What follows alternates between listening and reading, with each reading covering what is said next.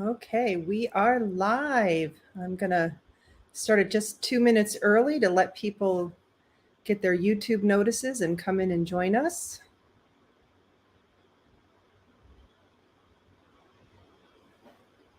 Do a sound check with Diana. Can you hear me? Hi, Diana. Can you hear me? Yes. All right, we're live and we Oh, got, me too? yep, you too. Oh, People are coming in. We're just going to give them another minute. okay. We both got our lips on, looking good. Hi, Tom and Tilly. Hi, Dee. And you should be able to see people in the chat, right, Diana? Uh, in the chat? No. In your StreamYard, you don't see a chat to the, you have to click on where it says comments. Oh. And then that way you can be a part of what they're Oh, saying. I see you. Yeah, it's very nice. We got D, P. Sullivan, Oh, Diane, really? B. Dorintje. That's my friend from England. Oh, good. Tea Lightning. Yeah, if you guys want to share where you're from.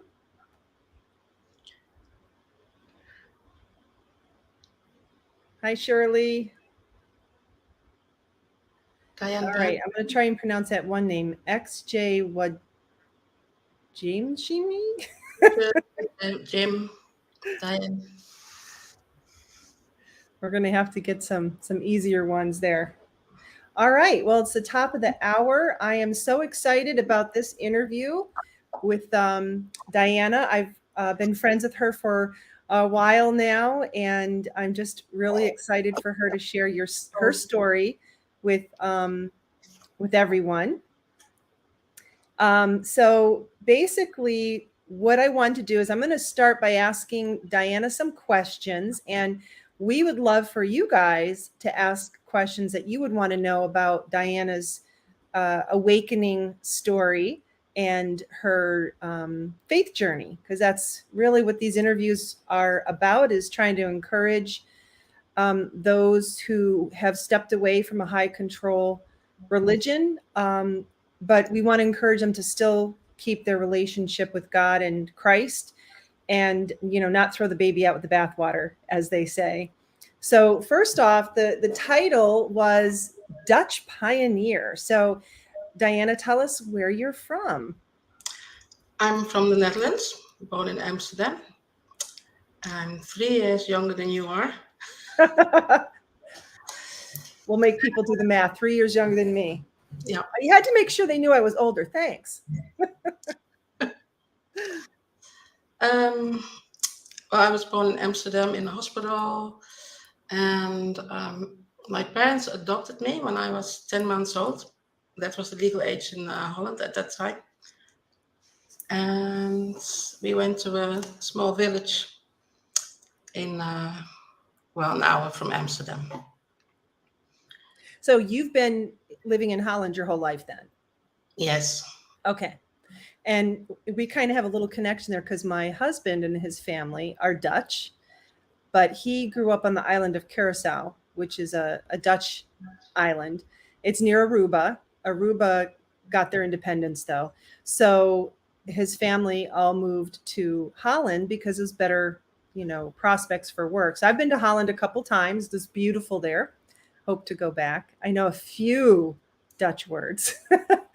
Diana had me a little nervous. She was sending me over some screenshots of stuff in Dutch. I'm like, we're doing the interview in English, right? But she wanted to make sure any Dutch friends could, have the links that we're going to be sharing here in a little bit. So one of the first questions people normally want to know is, how long were you a Jehovah's Witness? Tell us a little bit about how you became a Jehovah's Witness and how long, and what did you do as a Jehovah's Witness? Okay. What did I do? Yeah. Pioneer, right? Yes, that too. Well, when I was about 15, my grandfather died, and he was a return visit. So that's when Jehovah's Witnesses, they come to those persons if they show any interest. But my grandparents, they didn't have interest, but they got, coffee. But my grandfather died, and my grandmother wanted someone to speak at the funeral. And she asked the vicar of the village. And he said, "No, he's in hell because he didn't go to church." And then my aunt, she already was, I think, a Jehovah's Witness then, the youngest sister of my mom. And she said, "Well, there's always, a brother from Jehovah's Witnesses coming to see you. Maybe he can do the talk." And my grandmother agreed. Wow. So, yeah, this brother did the talk. He was from a nearby congregation, because the village where my grandparents lived is the last village of field service of the other congregation. And then when the funeral was there, my mom said, "Diane, you go to this brother and tell him he can come one time and tell me where my father is, where your grandfather is." Okay. And so we did. And how old were you then? 15. Okay. So you were a teenager. Yes, I was in high school. And well, we only had time at Friday evening. Well, he had time Friday evening, and he came and he brought 4 books, and that was the book "You Can Live Forever in Paradise on Earth." I think they got it in that summer. So my grandfather died in, I think, yeah, in the autumn. So at 17, then you were used to celebrating holidays and birthdays. So then you went to no longer doing that. What was that like? Well, I was 15, Oh, and 15, sorry. yeah, Short yeah. term memory. Yeah. Can I talk a little about the brother? Oh, sure. Yeah. Yeah. Yeah. Okay, so he brought 4 books for my father and my sister, my mom, and for me. And it was Friday evening, so I was ready actually going to we call it the shows. It's a disco. It's free Oh, of charge. So I went there every Friday and Saturday. And his brother said, "Well, would you like to, you know, do the Bible study with us?" And I always knew that there was something more. And I said, "No, okay." So I went to the disco every week, so I thought I can miss one. And he started right away from the books. My sister, she went to the disco, and my father, he said, "No, I don't want to do this," but he sat with us, and he was reading his cowboy. He had a cowboy bookie, and then we started, and maybe after the second or third time, I actually was convinced that it was the truth. This brother could tell so beautifully. hmm. Yeah. About the paradise, the resurrection. I didn't believe in the hell. I didn't believe in the Trinity, so that was easy for him. So yeah, you get all the answers. Yeah. Were you brought up in any other religion before becoming a Jehovah's Witness? No, I wasn't brought up religiously, but I did went to church because when we were in the village I live in now, Asper in Holland, I wanted to go to church Hmm. with my mom, but we lived here till he was 6, so it was before my 6th that I wanted to go to church. So it always, I don't know. You always had an interest. Yes, kind of drawn. What's the gospel say? You were conscious or of your spiritual need. Yes. That's good. So, So yes, birthdays, Sinterklaas in Holland, Christmases. was that hard for you to give that up? No, not really. Oh, No. I would think because I know I have a 15-year-old daughter. I know she would give me a hard time if she had enjoyed that the first 15 years of her life and then had to do that. So, okay, so now you're 15 when you started studying. When did you get baptized? At 18, because I wanted to finish high school. Okay. So we have a middle school, 4 years, and then higher education. I finished that too.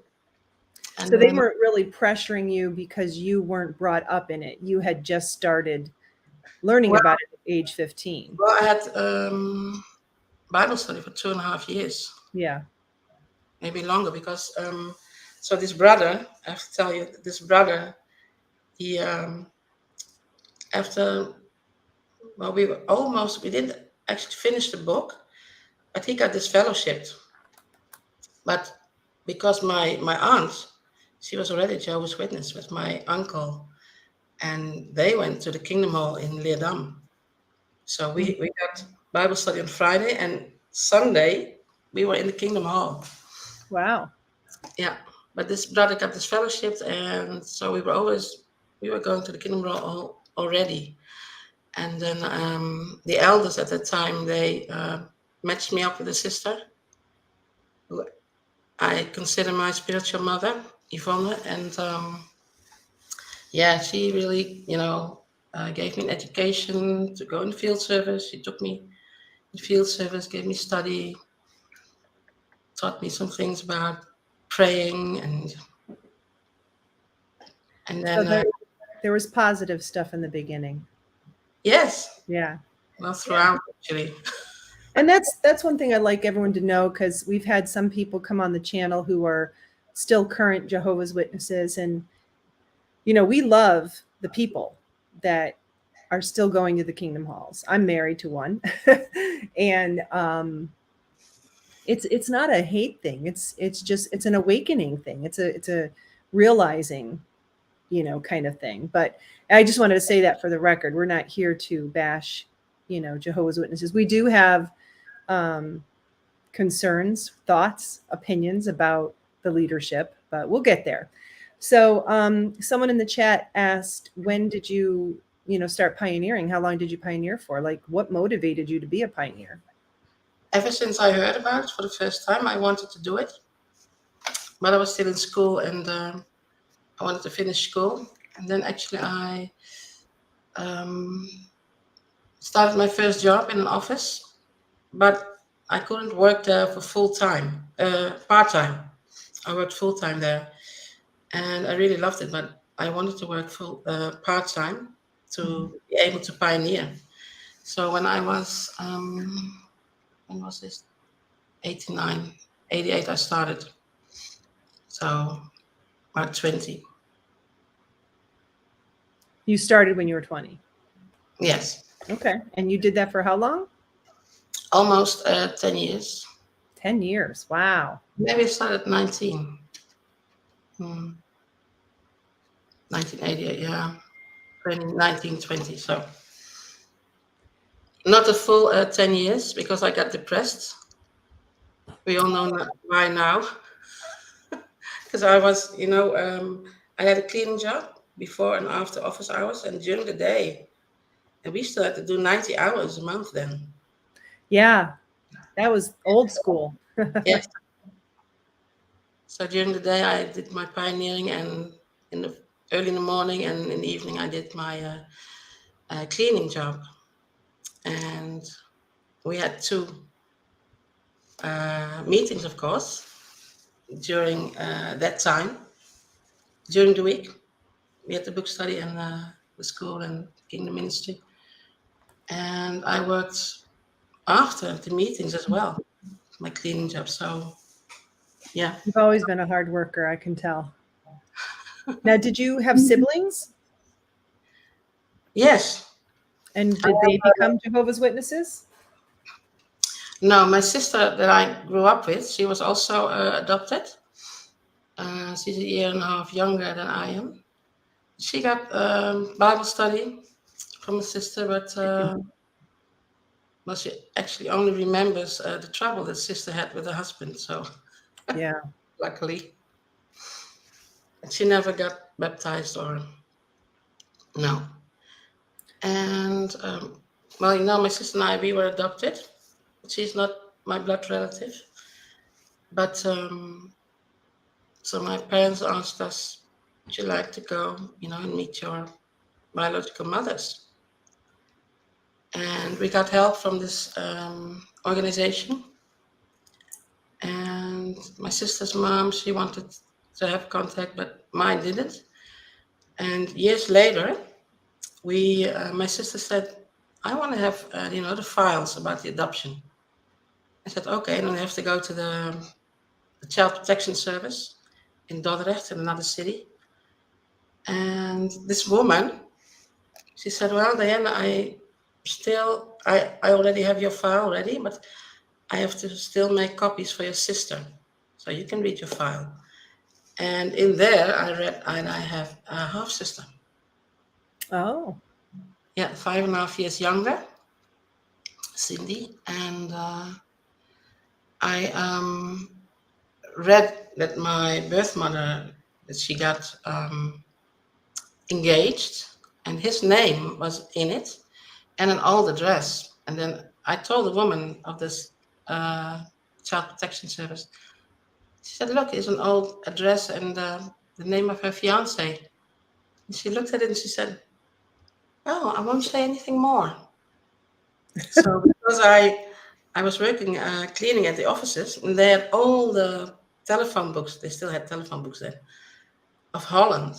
And I looked at the name and the address, and they were still living there. Wow. In Amsterdam. Yeah. Very cool. So you've reunited or met that half sister. Yes, I wanted to meet her first. I went there with my cousin Esther, and we were in the car for the whole afternoon because she was working. Yeah.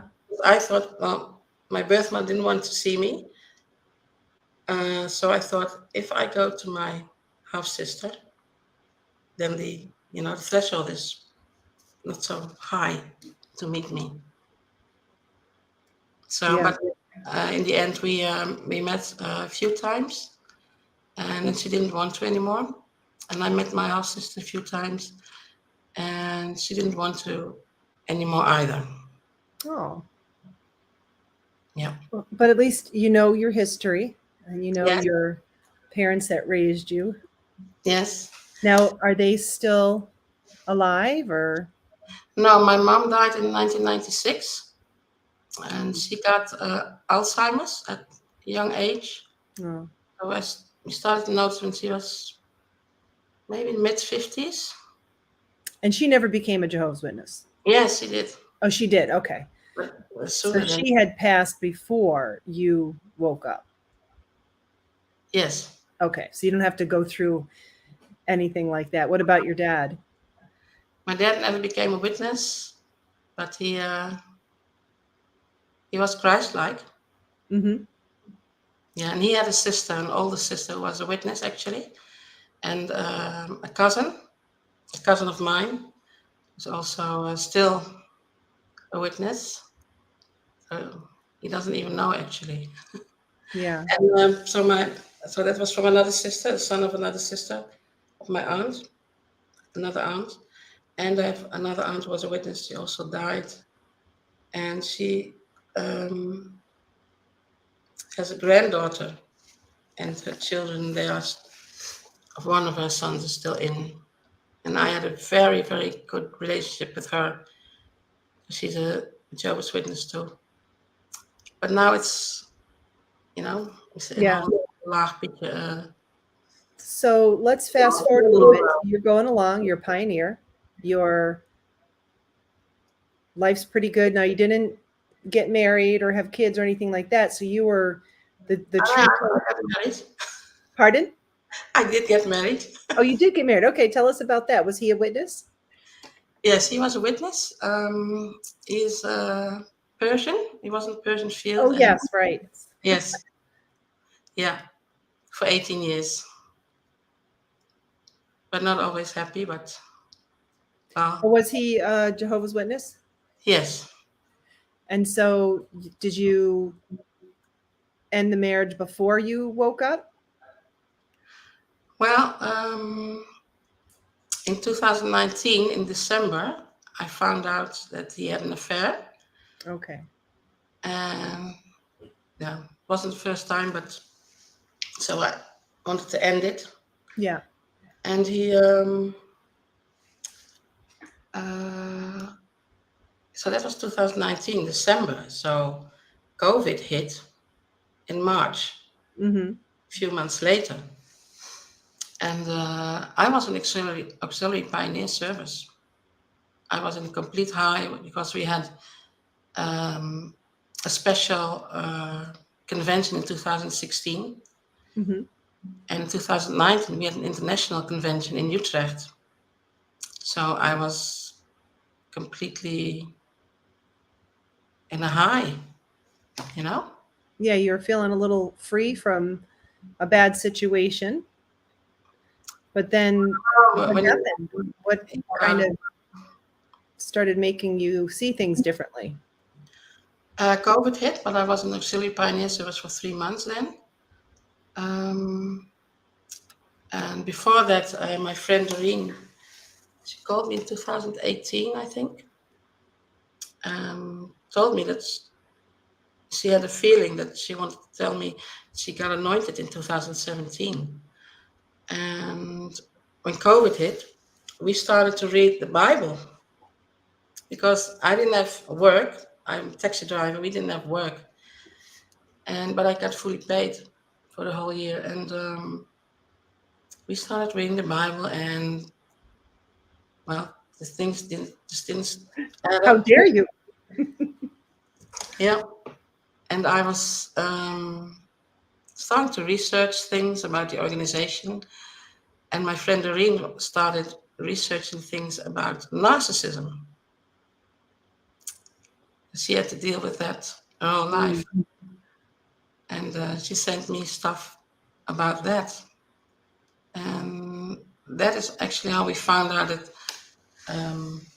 her family were narcissists, but my husband was a narcissist, and we found out that the Watchtower is a narcissistic cult. Yeah. Yep. Once you go on the internet, yeah, it's hard to leave it actually Well, because what was the main thing though that initially where you went, okay, something's not right here? uh, well, I started researching the organization. I saw the hypocrisy, about the investments, but I never felt right about the shunning. Mm-hmm. They started with that in 1981. Actually, it's can you pull up the screen? Sure. Yeah, so Diana has worked hard at providing some links, and I'm going to put a link in the show notes. So if you come back and look at the recording, it'll be there. Let's see. Okay. I can't read it. I'm going to pull up the other one. Oh yeah, your copy. Which Oh, was it the first link or? it's the one. It's the one all the way down. It's from 1981. Shining Stars, it says. Are you going to put it up? Yeah, I can do that. Yes. Oh, the very last one. Watchtower 1981, September 15th. Shunning Stars. Okay.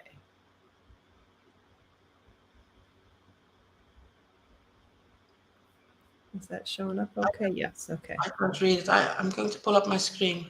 Okay. Oh, wait. Oops. What did I do? What did I do? I thought it would let me just look at the article, but let's see if this will do it. Nope. I'd like to read some of this. Okay, so disfellowshipping, how to view it. That's the title of the article. And they have the subheadings, how to treat expelled ones, those who disassociate themselves. So which section were you looking at? Didn't I write it down there? Oh, I didn't. Goed zo, Diantje. Oh, I have to look for it. Well, what was the aspect that you were, how to treat them? Yes. Oh, I lost it here. Can you see what I'm doing? Because no, I'm not. I can't see what you're doing. They can only see what I'm doing. I'm going to put the link in the chat.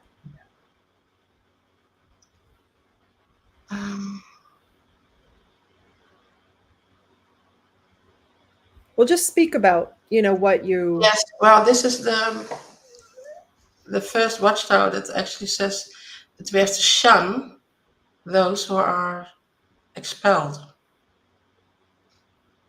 Right. This is the first time it came out, was 81? Yes, because before that you could still speak to someone who was disfellowshipped, but not. Okay, see, I came in at 89, so I always Okay. only understood that you weren't supposed to talk to them.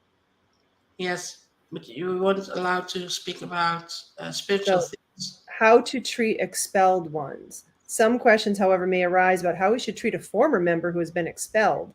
Thankfully, God has provided in His Word answers and directions that we can be sure are perfect, righteous, and just. At one point, a man, in the Corinthian congregation was practicing immorality and evidently was unrepentant. Yeah, that's the only example. And the congregation knew what he did.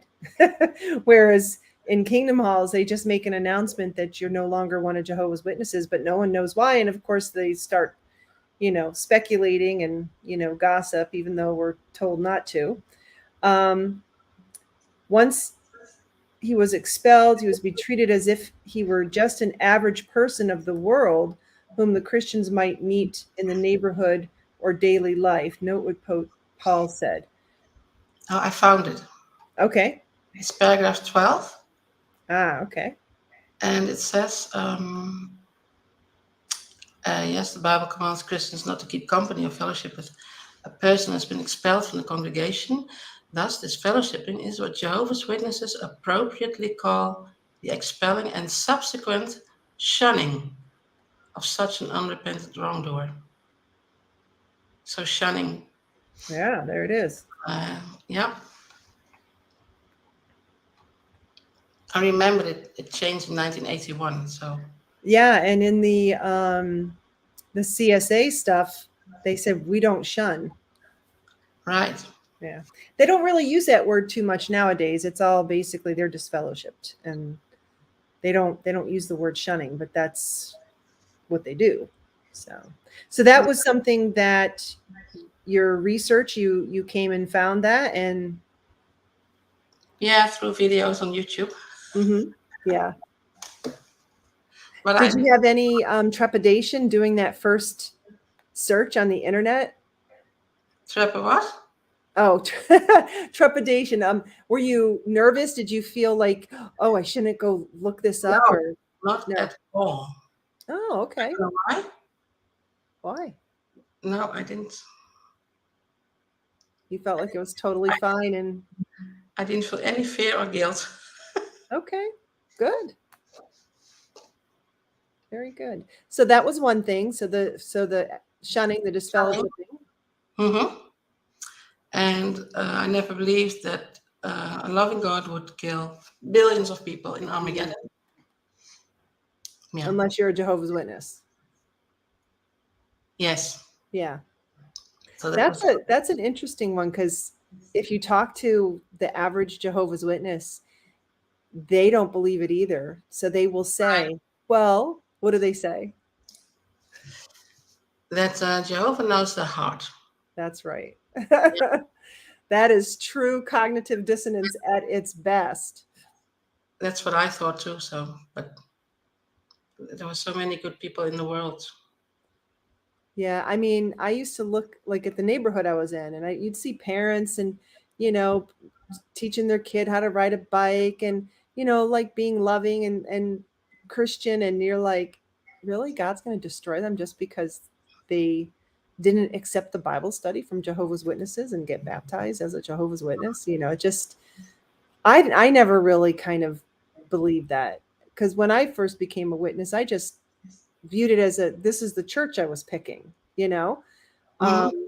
and then over time, you get indoctrinated. So, okay, so there was that.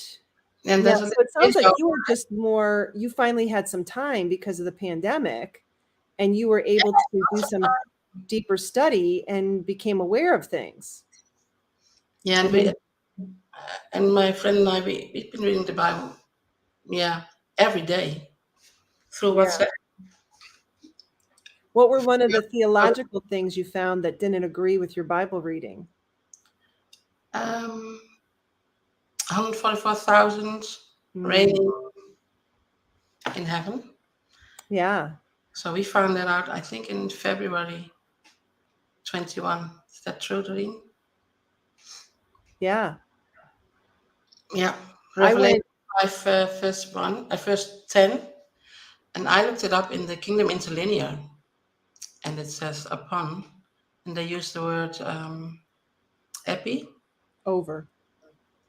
Oh, Epi upon. is upon, Mhm. but the Watchtower uses skiatic me, so it's over. Yeah. Hmm. Very good. Kingdom Interlinear. So, and we looked it up in other Bibles, and it was in all the Bibles except the Watchtower's one. And I think that's when you realize that you're kind of in a cult, because you have this new understanding and you feel you can prove it from the Bible, and the Bible should be the ultimate source, not the Watchtower. And you realize you can't really start asking your JW friends about it, because they will Not think, all of them. You know exactly who you can talk to. yeah, That are a little bit, rebel-like or not yeah. always obedient. Yeah. That's when I realized I'm like, oh my God, I'm in a cult. I didn't know it. I didn't know that yet. Yeah. That my friend did, Doreen. But she Yeah. was because she was anointed in 2017, and the elders didn't believe her. Of course not. No, the Watchtower says they were mental. I think it's up there too. Yeah. Uh, and yeah, I put it in the. Maybe you can put it in the link. Yes. You want me to pull it up now? Oh, okay. Or is it on your paper? Yes. Oh, okay. Oh, So let me see. Where is it? Um, oh, yes. It's the second one from above, where the Watchtower says the anointed are mental. I'll I'll paste. Where is it? Uh-oh.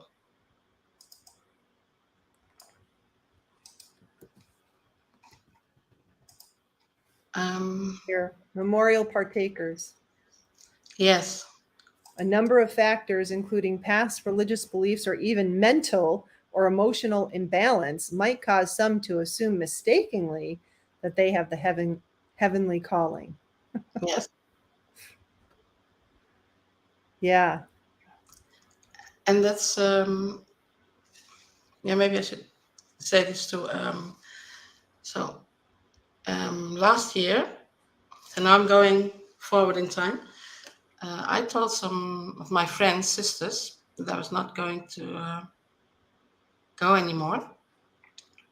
And one of oh no, that was before that, after it. So I did only my return visits, during COVID. I didn't go to the service meetings, and I didn't want to write letters because we were already, far gone, my friend and I. But I had a lot of return visits from the time before because I was Hmm. in Missouri, and I did the time. So I just, reported like 1 or 2 hours, and then a few return visits. And I think, oh, I can do that, for about a year, because they said on YouTube, make sure, you take your time to leave and Yes. build up friends.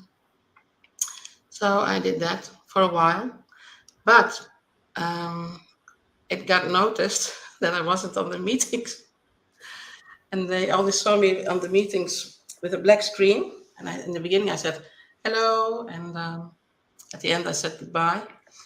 And then I turned on the black screen and I put my tablet. I couldn't completely put the volume down, so I put my tablet in the drawer, and I watch a movie or something. And at the end of the meetings, I said goodbye again and talked to a few. I think But many people I have been doing noticed that that. I didn't go to the meetings for the service, so I got a message from a friend of mine, a sister that I pioneered with for 5 years, and Mhm. she said, "Oh, I want to come visit you with a sister, my spiritual mother." So very good friends of mine, but they're also both of them elders' wives. So it was really a bit of interrogation. Well, it didn't feel like that, but afterwards I thought, oh, they were reporting also to the husband, because one of the elders called me. He said, "Yes, what about your views about this? You know, because Jesus said in Matthew 24:14 that the kingdom would be preached and then the end would come." So I was convinced that, well, Jehovah's Witnesses always waited for the time not to preach anymore. And that time had come. So I said, oh, and the end is coming. And then I said to the elder, well, I'm doing my return visits. I'm just doing that. Oh, okay. So, So a but I couple, knew it was, they wanted to know my views. yeah, they were I suspecting. talked with him. Yeah. And that's what David was saying. Reading the Bible independently is the biggest mistake a witness can make. Yeah. To stay one. Yeah, it's true. Like, and you're given so much literature, Watchtowers, awakes, book releases, pamphlets, that there's really no time to really truly just study the Bible. Um, Mm-hmm. so when you really finally do it, it's quite an eye-opening experience versus just having a few scriptures in parentheses, um, now, like, I'll read a whole letter, in the New Testament, because you think about it, this was a letter written to a congregation. They didn't just read a chapter of it and come back next week and read another. No, they read the whole letter to the congregation. So, and when you do that, you really get the sense of it. And, one of the things that you mentioned about your friend being anointed, what did you learn about, who's anointed? What do you mean? Who's? In your Bible study with your friend? Well, we found out that. You said you knew the 144,000 Mm-hmm. wasn't the anointed. Well, that they wouldn't be in heaven and rule. Okay. Yes. Yeah, someone, let's see. She has 4 children, 4 girls, and she didn't want to be anointed at all. Yeah. Is this your So friend? yes. Yeah. So she said, Dee said, the kingdom of heaven, not the kingdom in heaven. 2 letters, but so important. I agree. Yeah. So did you come to understand that those that believe in Christ are anointed and accept his sacrifice? Is that your current understanding? Yeah, all Christians, that have. So the word anointed, the word elect, the word saints, right? It's all basically talking about believers, right? Is that what you came to understand? Well, I don't see myself as anointed. Oh, really? I didn't Um, know that. Yeah, but not that I would have a sort of needing function or so. That what? You know, the function of king priest. I don't feel that really. But yeah, my friend's anointed, but she doesn't know her function exactly, what it will Yeah, be. I think for me, I feel like when I read, like in, am I wearing the shirt? I am. I'm wearing my favorite shirt. I don't know if you guys can see this. John 14:20. It says, "On that day, you will know that I am in my Father, and you are in me, and I am in you." And so, and on the bottom, I have powered by Yahweh, or the Tetragrammaton, because basically, that's what we learn is that, Jesus was, he had Jehovah's spirit working in and through him in an incredible way. And when you read that verse, you realize, so do we. If we're a believer, if you believe in me, then I'm in you as you are in me. You're anointed. That was Mm-hmm. my aha moment. I mean, Yeah. I'm not here to push my beliefs on people, but sharing, how we've come Yeah. to keep our faith in God and Jesus. And some of what we learned as Jehovah's Witnesses is true, in my opinion. Um, Oh, good.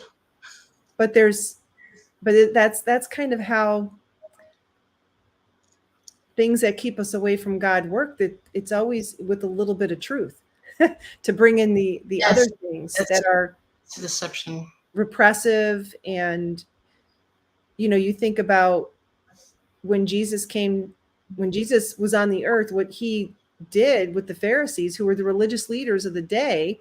So if you Mm-hmm. think of the governing body as the leaders of, the Watchtower, and they claim it's the one true organization on earth, God's organization on earth, and they are the leaders of it. And Jesus, when he was walking on the earth, said to the Pharisees that they were adding burden to the people. They were creating their own rules. They were adding to the Bible, basically. And that's what he called them out on, called them hypocrites. You shouldn't be doing that. But that's what Watchtower does. Women have to wear skirts. Men can't have beards, like silly little things like that. But then big things like, about blood transfusions and, things that are very dangerous. And, and even now in the pandemic, um, recommendations that they might be making, Mm-hmm. I personally feel could be dangerous. At any rate, we won't go into that because I know YouTube likes to censor stuff like that.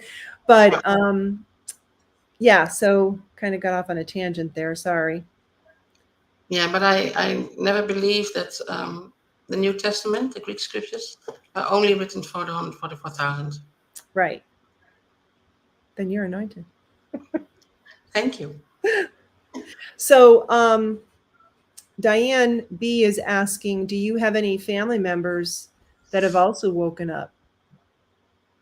Yes. Actually, my aunt and uncle, they live close by. So they were Oh Jehovah's yeah. Witnesses Yeah, I for, remember you telling me you're excited about that. yeah, like they were in for 46 years. Wow. And they were 75 last year. And they did not have internet. Hmm. Hmm. But the meetings were going through the internet now. And so they had to have it installed. And the brothers did install the Zoom, and they got a laptop, and that's when I got to show them stuff about the organization. And my uncle always said, there's something wrong, something doesn't add up. And Something it's is really changed a lot since they started to show up on our television sets. That's when I really know. Well, what was it, 2013, where they basically said that they alone were the faithful and discreet slave. 2013 or 12. Yeah, Yeah, maybe it was yeah. 2012.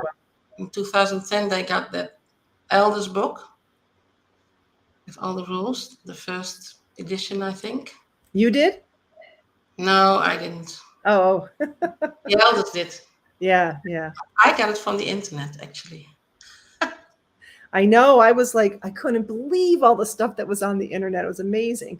And here I had researched, like, if I wanted to buy a new, I don't know, router, I would search it like crazy and look at reviews and, make sure I got the right one. But we never searched or researched about our own religion. No, So Dee when was saying, you finding were, out that the Silver Sword Bible actually was translated totally false was very sad. Yeah. yeah, And she's the a, older version was actually better than the newer one. That was one of the things that really struck me in Pioneer School was they talked about that version of the Bible. And, I was kind of looking at the appendix where they were basically explaining that Jehovah's name was not in the New Testament, that they put it in there.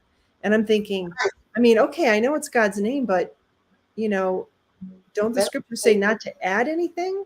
yeah, that was a thing for me too.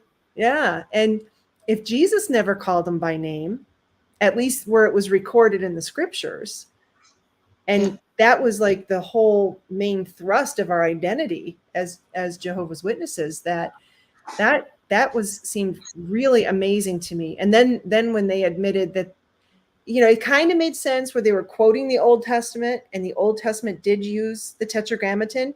So I could kind of accept that.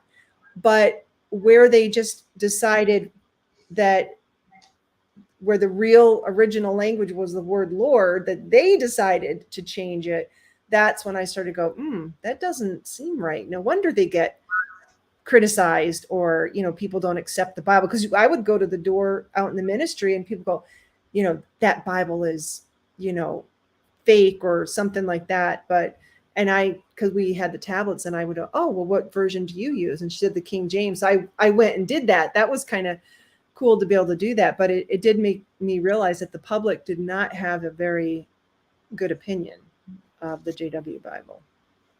Yeah, sometimes you heard it, at the door, and usually religious people, they knew about the Watchtower Bible was really false. But yeah, when you start to research and you find out that only in the New Testament it only says Kurios, Lord, and many times it just refers to Jesus, Yeah.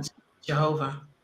That's like sir, like it's a, like Lord of the house, not the Lord. But at any rate, so Tom and Tilly, going back to the narcissistic aspects that you were talking about earlier, in the 81 Watchtower, they used a narcissistic technique called gaslighting. So yeah.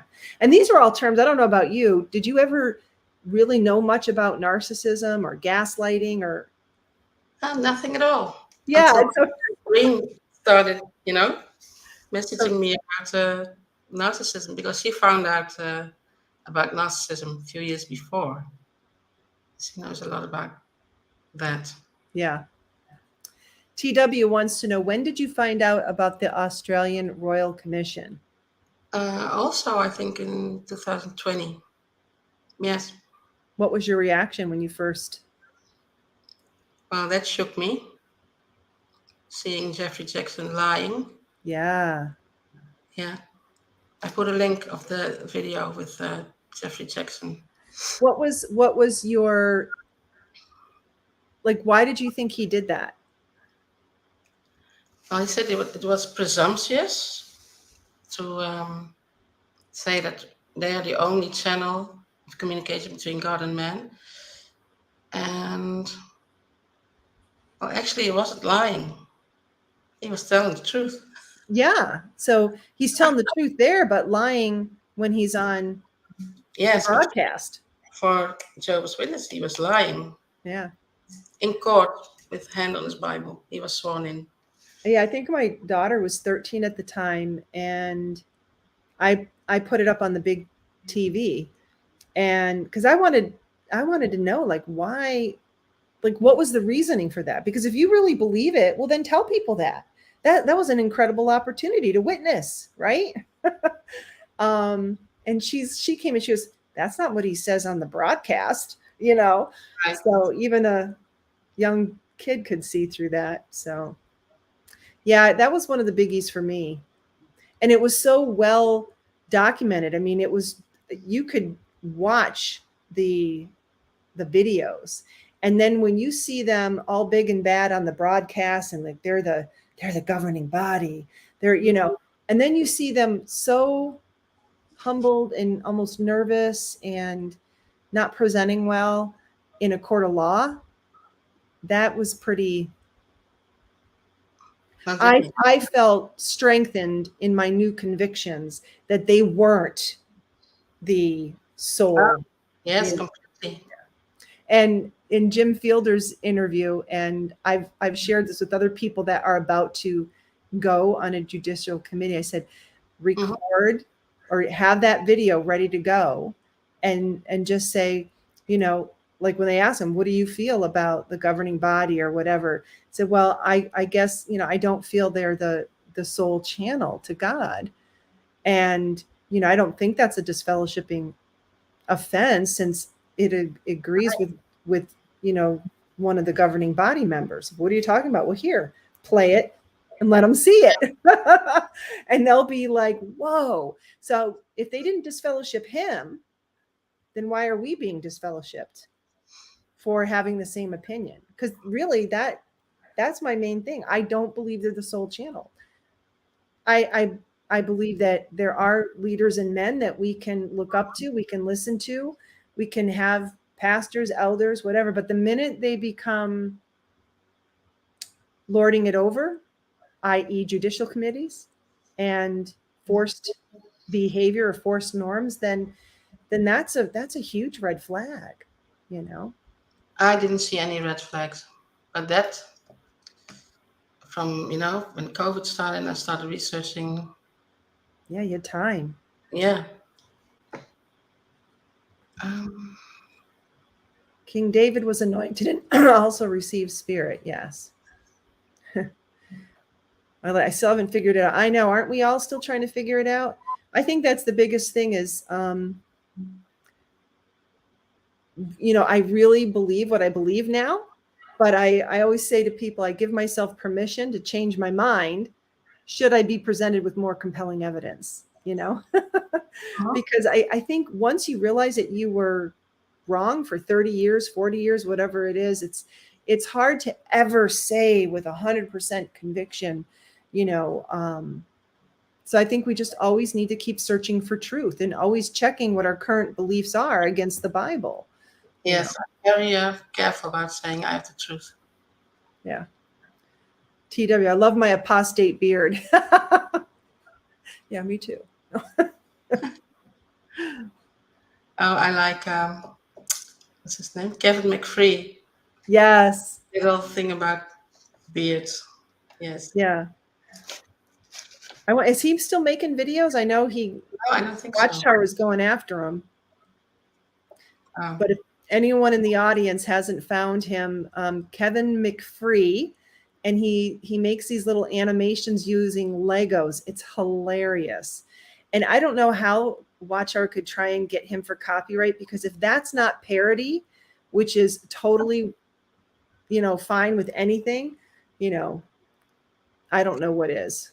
They go really deep, the videos. We have a Dutch greeting. What does that mean? Deventer. Huh? Hi. Is that in Dutch? I'm Deventer. Yes, Deventer is a Dutch city. Ah, okay, okay. Leuk dat je er bent. So yeah, this is a theory. I did ask my husband that. I said, is that like theocratic warfare? But why would they have to lie? That's the part that I didn't understand. Like, why say, yeah, we do believe that, you know?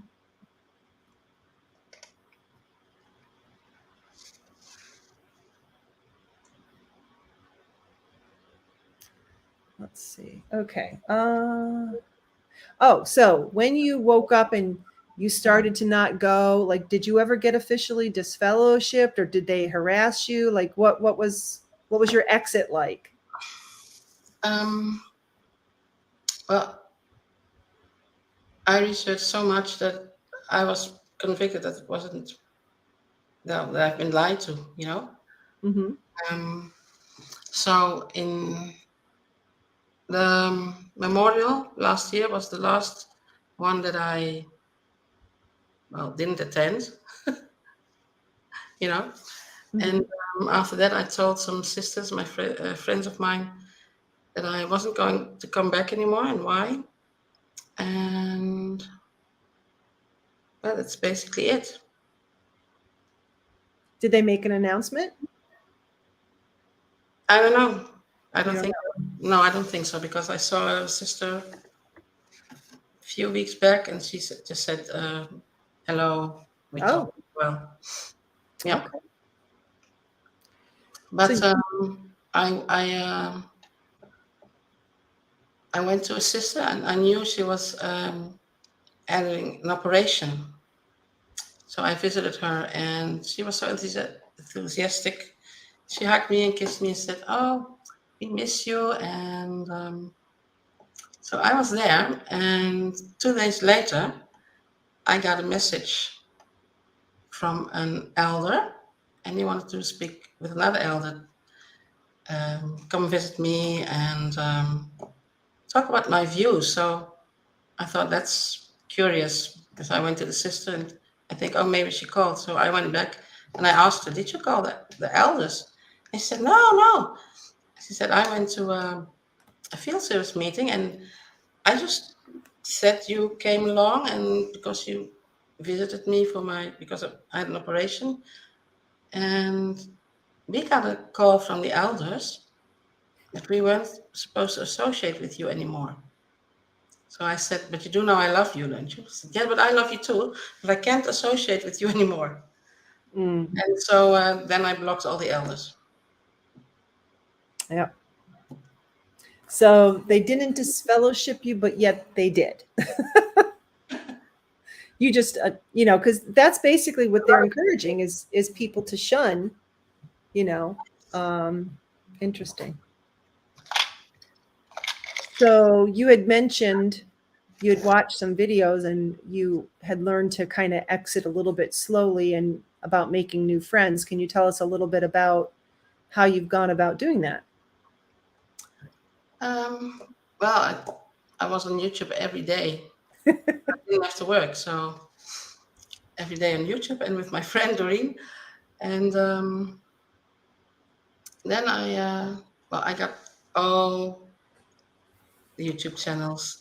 John Cedar's channel later became uh, Lloyd Evans, XJW Critical Thinker, um, Ellie's Big Toe. I Hmm. like videos with her mom and her Yep. friend videos when she got marked and yeah, very emotional. And JW Escape, I find that very helpful with Elaine. Yeah. with the Watchtower studies. Oh, I didn't know her name. Yeah. I found out about her name when she did a conference. She put it up on the Yeah. channel, and this guy announced her, and that's how I found out her name because maybe Yeah. it was 6 or 8 months. Yeah. She doesn't kind of put it out there too much, but on my channel, there's an interview of Elaine and Allie that we Yes, did together, the three of us. If people want to check yeah. that out, it's really good. So that's how I found out her name. Yeah. Yeah, and I wrote an email and my story. I told Uh-huh. her in the email, and yeah, and actually she put up a picture of mine in one of her uh, Videos. videos. Yeah, Oh, so this isn't your first coming out. but it's Very just, good. but just a picture of And a. how did you find Simply Christian? Uh, oh, how did I find that? I saw your video popped up, and it really touched me as well. Because when you talked about when you feel things, in your heart, it doesn't feel right. Hmm. We all get that feeling sometime, and Yeah. yeah, I got that through the years, and You were looking for people with faith, Mhm. brothers and sisters who still have faith. Yes. Sorry. You're famous. Yeah, because when I found out that I've been lied to for 38 years, I still wanted to know the truth about God, Right. and especially about Jesus, because I only found out in February 2021 that Watchtower or Witchtower actually said that Jesus is not our mediator. And that was a really big thing for me, because we all believe it. Yeah, Jehovah's Witnesses, most of them, and they're right. But it's not. The point is, it's not what Watchtower teaches. exactly. And they really kind of snuck it in there. They put it in like questions from readers. Yes, I got it up there too. It wasn't a Watchtower study, you know. Yeah, I I put it up there. Um, where is it? Did I put it up here? I think so.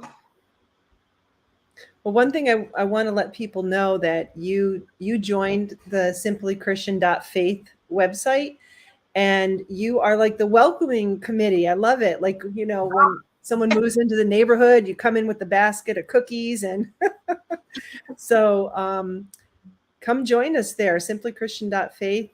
Diana's a big participant. We have a lot of people reading the website. We'd love to have more people participating, even if it's just to give a like on a post. But people who are waking up are reading it per my Google stats. Um, so we keep putting content on there. We've got a calendar there where you can see meetings. Diane and I go do one, which she gave it the nickname.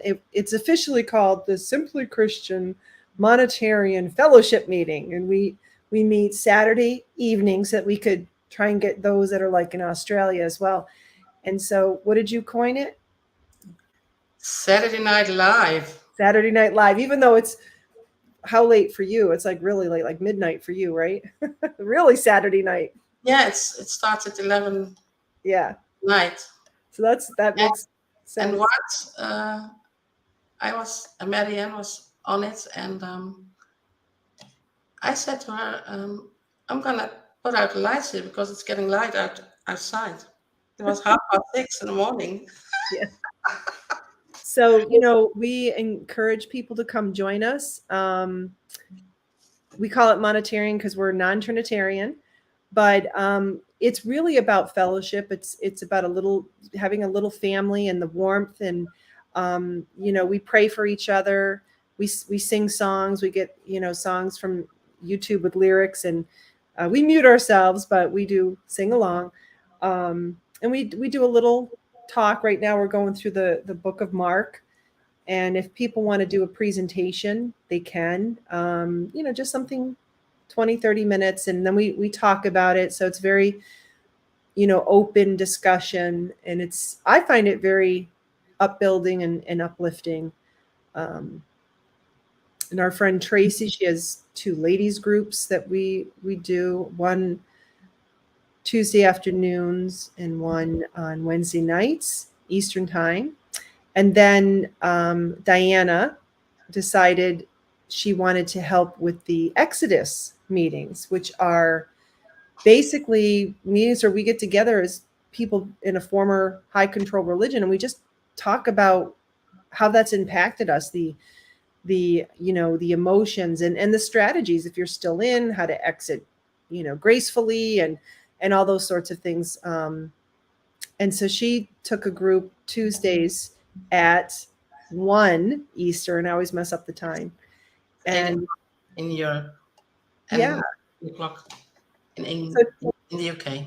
tell us about that. What made you decide to do that? Because that's pretty giving of your time every week. Yes, well, when I found out, you know, the truth about the truth, I, like you, I wanted to help people to make sure, you know that they're not alone. Right. You're helping, you know, a listening ear. and just to support and encourage. Hmm. That's good. why you built the website. Yeah, so if anyone wants to attend that, Diana leads it. That's Tuesdays at 1 p.m. Eastern, and all the information is at simplychristian.faith. Just click on the calendar link and you'll see it there. We also have, if you go to simplychristian.faith, there's a email list. If you want to be reminded of these meetings, get on that and you'll get a quick email reminder with the Zoom link to do that. And you don't have to put your camera on if you don't feel ready to do that, or even your microphone. Some people just type in the chat. But normally by the end of the first call, they'll turn their they'll feel safe and comfortable. They turn their camera on. So that was one of my questions. How do you do ministry now that you're no longer an official pioneer? I'd say that's part of it, right? Yeah. Well, the Exodus group is part of it, I think. And the Saturday group. And I went to some other groups as well. But it was, I went to so many groups. I wanted to cut down. What did you do with all your return visits? Well, there's some left actually. Yeah. Yeah. Did you go and tell them? Yes, I went to a Turkish return visit of mine, and she was very happy. And I saw children grow up, and she just stayed friends with me. And another one is the mother of school friends of mine, and I could never talk about the Bible with her, but I knew I was always welcome. But I'm just a friend of the family again, and there's another woman, and I think maybe I saw here, Deventer, because her son is in Deventer, in that city, Deventer. Mm-hmm. I thought, oh, maybe it's him, but it could be someone else, Nico.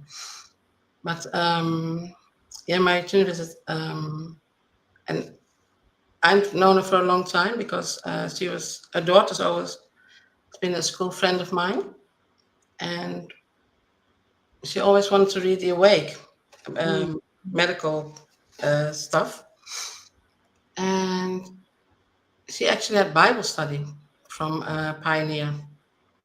So I told her, and she said she was very happy for me, and she was That's good. That's good. Another one, Linda, she is in Lidam, and I've known her also a very long time, over 30 years, because before I got into regular pioneering, I was an auxiliary, and I always brought, the literature, the magazines to her, and we didn't see each other a long time, because of the stupid Corona. And then I saw her at her work, and I was bringing a client, and I said, "Oh, I have to tell you something. Maybe we should, make an appointment." Oh, okay. So we made an appointment, and she said, "I was so curious, but what you want to say to me?" And I said, "Well, I stopped at with the Watchtower Bible and Trash Society." And, she said, "Oh, Diane, I'm so happy. I've been praying for you to get out, but Jesus already did." Wow. Yeah. And another return visit, Gerda, and she was very happy too. And she said, "Diana, you're so different now. You're a complete other Diana. Wow. You're not so tense anymore." And I thought, I was never tense, but they noticed. There was a difference. Yeah. A large, significant difference. Yeah. So do return visits, but without an agenda. Right. And they're still, They've always been my friends. That's good. They still are. And So- one of them said, "Well, how does it feel?" She says, "Because when it feels good, then it was the right thing to do." It's true Christian freedom. It's now you can really enjoy the Bible and learning about Christ, knowing that he is your mediator, knowing that the New Testament is written for us, not just for this 144,000, Right. because really, if you think about it, they kind of inserted themselves between us and Jesus. And the scriptures don't say that. Jesus just says, I am the way. Not it'll be me, and then there'll be an organization, and then there'll be traveling overseers and this and that, like, no. Yeah. Yeah, I put a link there for that too. Yeah. Yeah, I have here the one for the anointed. I have the other one here about the mediator. Yeah. So that's a question of readers. Did you want to put that up or the other one? Sure, I can do that. Oh, yeah.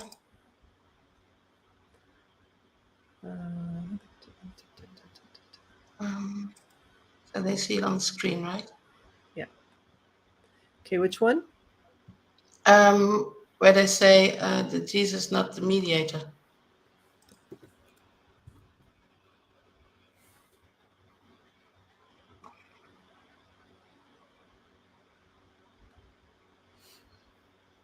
Yeah, this was the one. And I would ask in the car groups, who's your mediator? And they'd all say, Jesus is my mediator. I said, I did not know I was in a car full of anointed. I'm not anointed. I'm not anointed. I said, well, according to, question from readers, only the anointed have Jesus as the mediator. Isn't that so devious? Because they say, well, Jesus is not your legal mediator, but you need his services as mediator. So you have to, approach Jehovah through him. Yeah. So that's, yeah. I mean, if you think about how the Israelites, they had the high priest, and the high priest would go and make atonement for everybody. I mean, yeah, they had other priests and stuff like that, but Jesus was a mediator for everybody. When he died on that cross, it was for everybody, not just a select few people. It says here, rather, it refers to Christ as a legal mediator of the new covenant. So only the 144,000.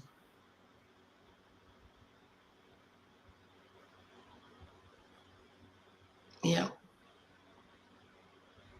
And I only found out about that in February 20. Well, that's the thing. Like most Jehovah's Witnesses, even elders' wives, they never knew this was in there. So I would get the link to this. I'd go search it up, and I'd send it to them, and they'd start reading it.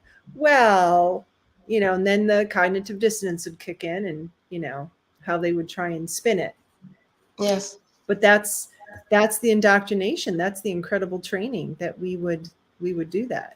So Here's another sentence that says, the people of all nations who have the hope of everlasting life on earth benefit even now from Jesus' services.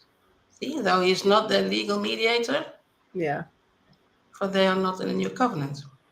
So yeah, that doesn't fit. That doesn't fit. Very devious. It's very deceitful to write it like that. And when you just don't see it. Yeah. Well, So 38 years. what would be your advice to new ones just waking up? Maybe they've stumbled across this video, to help them get to the point that you're at. You're comfortable in your faith, you're still learning and adding to it every day. What would your advice be for them? Building up new friendships with fellow believers, and take your time. Like our brother Paul in Australia, you know. Yeah. Yeah, yeah, he took his time. Yeah. He still is. I mean, he's out, but Yeah, and yeah. it took him 8 years to get to his parents out and his brothers, Yeah. and now a cousin also. Good. I still have 9 relatives in. 9. Yes, Yeah. a few know. Yeah. Yeah. What was that question from Just James? advice for new ones.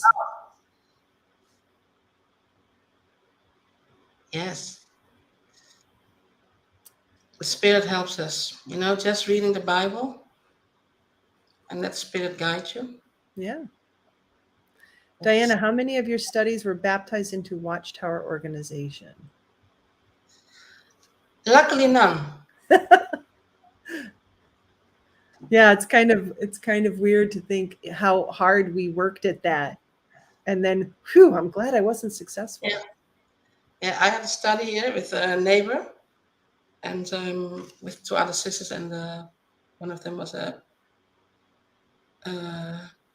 So I told her that I was going to stop and that some don't talk to me anymore. And she said, "Well, that's not Christian." Yeah, I know. It's ridiculous. It really is. That's what I say all the time. What's my crime? That people that I was really good friends with, I'm still that same person. I'd still help them out in a jam and, love to sit Mhm. around a fire pit and just, chat. And we could still talk about our wonderful creator and his son and the new system, like so many things that we can still talk about.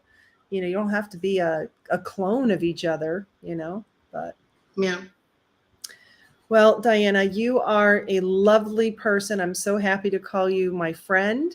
I'm so grateful to how you are helping the community and those that are, waking up and coming out. You're an incredible networker, keeping people plugged in with each other, letting us know, hey, I think someone could use a little lift. Maybe you could reach out to them. It's so sweet.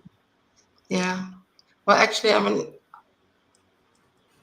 my friend, she sees red flags everywhere because she's an empath, but so she feels what others feel as well. And I never saw red flags. I was so in. Yeah. I actually wanted to pioneer again, and I thought, well, I'm going off Facebook, and it's all worldly family and worldly friends, and now I want to start pioneering again and go in auxiliary, and I changed my working hours, my worldly work, to go in field service more often. And so I got off Facebook, but when I woke up, I got on Facebook again. Also to get myself some support and try to communicate with others again, with my family, and then I saw a message it was from 2019, and I was on like almost a year now again, and it said, "Hello, my name is Eric, and I'm the husband of Sister Cindy." Mm. And he said she had the lupus disease, and it could be having to do with religion because we're blood related. This was your half sister, not your adopted sister. Yes, and so we didn't have contact for 20 years. And he said, out of love and respect, we want to let you know that she has this lupus disease. And then I immediately wrote him back. I said, I only saw your message now because I was off Facebook a long time. And I'm open for contact. So we have contact now. Yeah, that's great.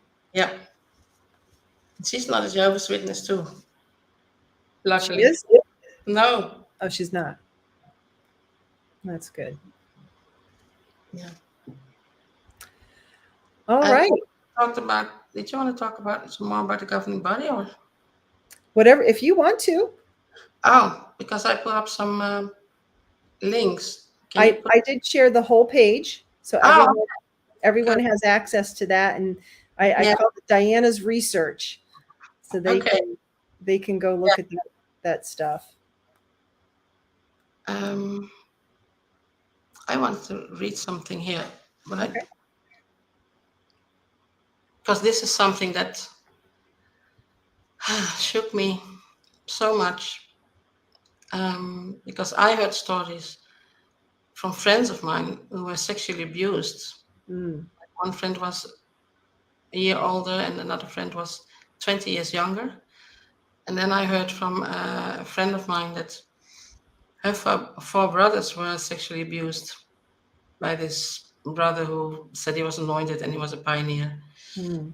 And her father went to the police, and they investigated, and he abused like over 50 children, children from brothers and sisters, children from return visits, studies, and you know, the elders, they knew. And here is just a little thing I saw. Let me see, what is it? Sorry, I'm looking it up. It's okay. Um,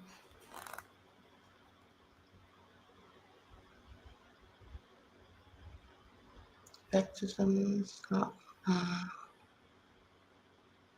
everybody. Where is it?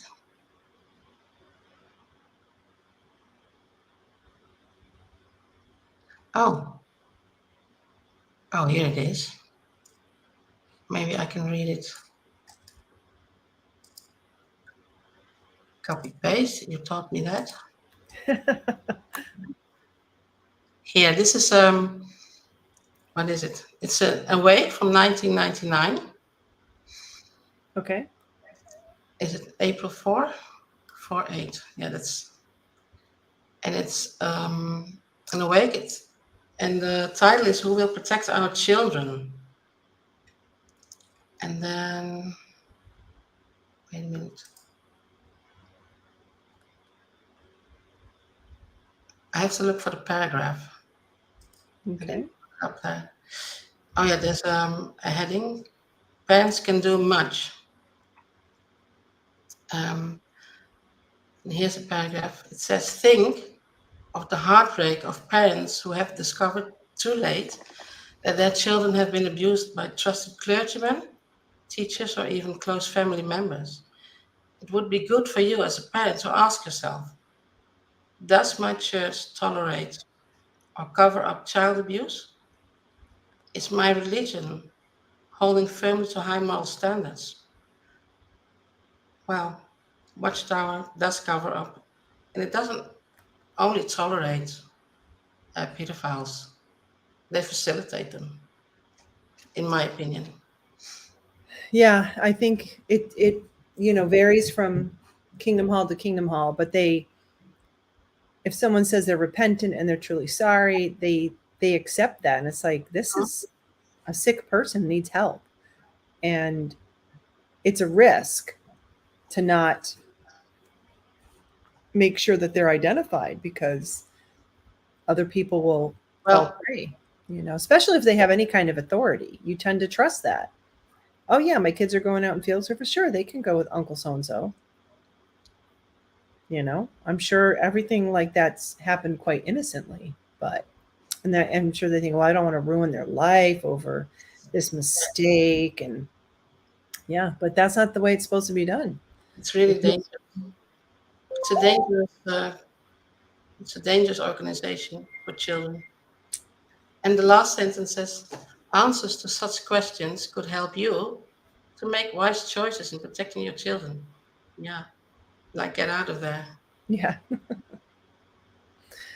All right. Well, I think we'll end it here. Thank you so much for doing this. I people get very nervous doing it. You did great, Okay. and lot of good feedback in the chat. So, if people want to reach you, What's the best way? Should they try and find you on simplychristian.faith, or do you feel comfortable giving out your email? Oh, you can give my email. Okay. You want to? I wanted to say something about my sister Caroline. Okay, good. When I started telling her, about my waking up, and she said, "I told you that 30 years ago." Yeah. It took you long enough. You heard it? It got in here and out there. So, yeah. If there's anything else you want to share, I'm not trying to cut you short, but I ran out of questions. And Uh-huh. but if there's something on your heart you want to share, lay it on us. Yeah. Oh, you put up all the videos, right? XJW Critical Think about this fellowshipping. Yeah, they have your whole research paper, and you can keep adding to it. It's a dynamic document. It's not over just because you didn't get it in today. Uh-huh. Oh, here's another one. I like to read this too. So copy paste. This is you can't see my screen, right? No. I mean, if you want to share it, you can. Do you want to do that? I'll just read it. It's the one at the top. And this is where Watchtower says, I'll just read it for you. Okay. So this is a question box from the Kingdom Ministry from 2006, December. I always have to, because we do it different in Dutch. Yep. So the question is, would it be appropriate to arrange yard sales or other fundraising events to help the congregation? And then they say it's common for religious organizations to sponsor fundraising events such as dinners, sales, or festivals. While some may feel that these are for a good cause, the events amounts to forms of solicitation. Solicitation, that's good, right? Jehovah's Witnesses do not obtain financial support in that way. Well, I think maybe that might change. And then it says the second issue of the Watchtower, August 1879, said this about our refusal to imitate the churches and solicit funds. Zion's Watchtower has, we believe, Jehovah for its backer. And while this is the case, it will never beg nor petition men for support. When he who says, all the gold and silver of the mountains are mine, fails to provide necessary funds, we will understand it to be time to suspend the publication. Well, actually, they did. Yeah. They only have 2 now. We had 4 a month. Yeah. Yeah. And then it says, we continue to follow the scriptural principle, let each one do just as he has resolved in his heart, not grudgingly or under compulsion. For God loves a cheerful giver. Contribution boxes are kept in the Kingdom Hall so that individuals can make voluntary donations if they wish. Contributions are not solicited. Well, they are now. Yeah. They, you know what they do now. But it says neither are they given with the idea of obtaining something in return. Yeah. How times have changed. And you get nothing in return. Because when there's something happening in the world, like a disaster, they ask the brothers and sisters for money. And they've got billions stacked up there somewhere. TW says Watchtower even takes cryptocurrency now. Remember when they wanted our miles too? Like if we had saved up miles because of using our credit card, they wanted us to donate our miles. All right. Well, I shared your email so people can get in touch with you if they want to. Reach out to Diana. She's a great networker. We have a buddy program through the Exodus group. If you want to be connected with someone to have a one-on-one kind of chat, you can start with email. And if you feel comfortable, do phone calls. And that's helped a lot of people ease into moving away from. A lot of people need this. Yeah. And we really do care about the new ones. We love it when we're on an Exodus group and new ones come on, and we want, just like we did the interview with Diana, we want to know, oh, how long were you in? What made you start to doubt things? Like, and a majority of the people they haven't committed a gross sin that, like where they would get disfellowship, for cheating on their spouse or something like that. It's they had doubts and they started to question things, and one thing led to another. And that's a majority of the people that we talk to. Yeah. And I just find that extremely interesting, because we always were painted with this picture that apostates are these evil, nasty, selfish, wanted to go out and get drunk and party, and like that's kind of the image that you got, like they were giving up God to pursue worldly things. Yeah, and that's not been my experience at all. Yeah, I reached out because of your video and that you were talking about your website. I reached out to you, and at one point I reached out to Robin from Watchtower, Mm-hmm.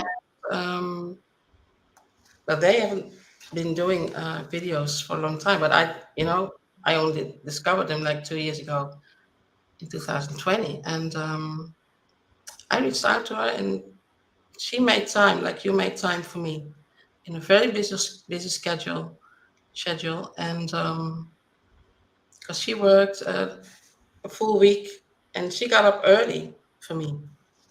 Yeah. And this is so important. Yeah, and There's I love something cathartic about saying it out loud, what you've been thinking and reading. But when you talk to another human being and you can say it, it's so helpful. And then once you graduate from saying it to that one person, you could go to the group meetings if you want. And they're very small, intimate, very loving. We'd love to have you come or let other people know, and maybe different groups that you're in. And I reached out to a brother from Italy, and well, he found this brother from Australia from our group, and they can talk in Italian now. So I'm very happy with that. Yeah. All right. Well, thank you, everyone. Thank you, audience, for the questions and bringing the energy. Really great interview. I agree, Tom and Tilly. Comment from the Lightning. She says, "Ministry without reporting is the best." Yes, I did pop that up there briefly. Oh, really? I can see.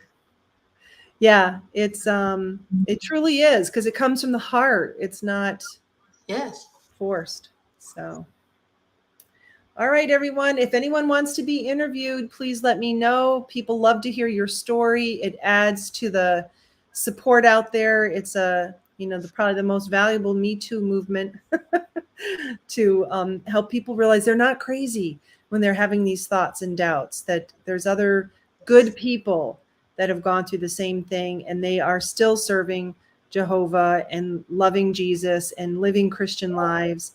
So we'd love for you to join us. So thanks, Diana. Get some sleep. You look great. Good night, everyone. Good night, everyone. Thanks, Laurie. My pleasure.